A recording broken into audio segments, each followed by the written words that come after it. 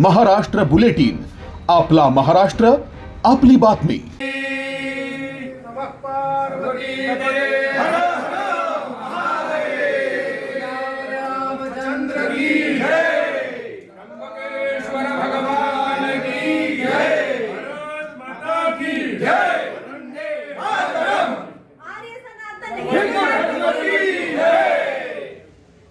नाशिकच्या नवनिर्वाचित महापौर हिमगौरी आडके यांनी आज विधिवत पूजा करून महापौर पदाचा पदभार स्वीकारत शासकीय कामकाजाला सुरुवात केली आहे।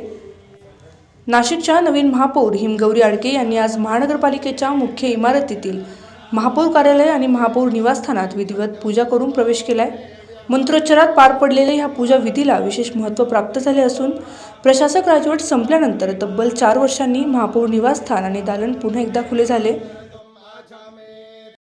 नक्कीच आपल्या संस्कृतीमध्ये पूजा अर्चा करून आपण कुठल्याही चांगल्या कामाला सुरुवात करतो आणि त्याचंच हे प्रतीक म्हणून आज महापौर कार्यालय आणि रामायण निवासस्थान जे आहे महापौरांचं, त्या ठिकाणी आपल्या भारतीय संस्कृतीत जे सांगितलं आहे तशी पूजा विधिवत करून आम्ही आज प्रवेश केला आहे।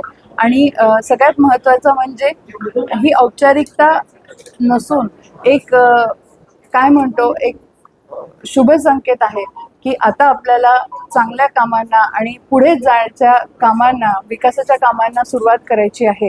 आणि त्याच हिशोबाने उत्साहाने आणि शुभ संकेताने आम्ही आज या ठिकाणी कामाला सुरुवात करत आहोत। विकासाची पर्वणी म्हटल्यानंतर जसं 100 दिवसाचा प्लॅन आणि अजेंडा तो मी लवकरच तुमच्या समोर मांडणार आहे की कुठल्या ठिकाणी कसं दौरे करणार आहे।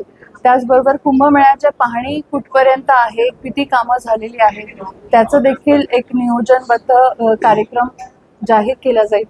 आणि ते करत असताना नक्कीच नाशिककरांच्या ज्या काही भावना आहेत, नगरसेवकांच्या, लोकप्रतिनिधींच्या ज्या काही त्यांच्या प्रभागामध्ये जी काही कामं विकासाची खोळंबली असतील किंवा ज्यांना गती देण्याचं काम आपल्याला करायचं आहे, कारण कुंभासाठी जे कामं आणि नाशिकच्या विकासासाठी जी कामं गेले 4 वर्षापासून काही प्रशासकीय कारणास्तव किंवा लोकप्रतिनिधी नसल्यामुळे खोळंबली होती, त्याला आता आपण 24 तास नाही तर 48 तास असल्यासारखं काम करून प्रत्येक मिनिटात अजून 1 मिनिट कसा वाढेल ते बघून तेवढा स्पीड पकडून, तसं आम्हा सगळ्यांसमोरच आपले पंतप्रधान नरेंद्रजी मोदी यांचा आदर्श आहे।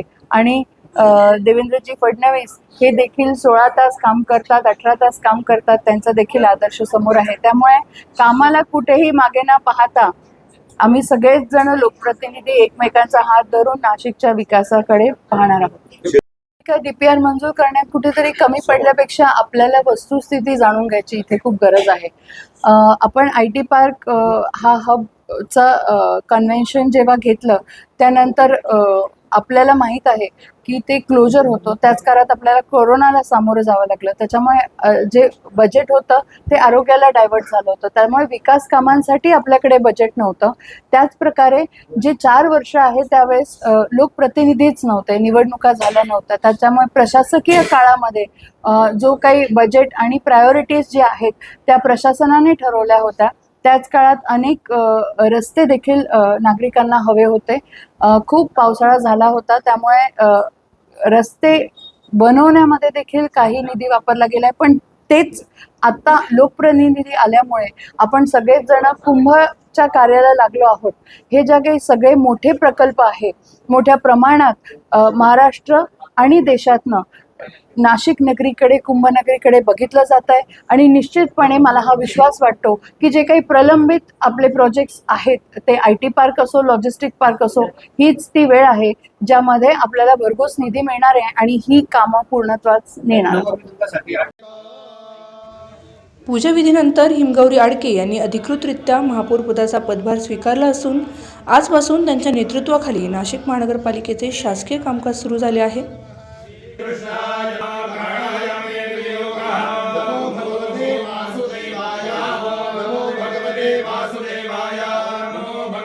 घेतो आहे त्यांना आपण वंदन करूयात। लक्ष्मी नारायणाभ्यां नमः, महेंद्राभ्यां नमः, हिरण्यगर्भाभ्यो नमः, रामदेवताभ्यो नमः, नमः एतत् कर्म प्रधान श्री षडंग सहित वेद पुरुष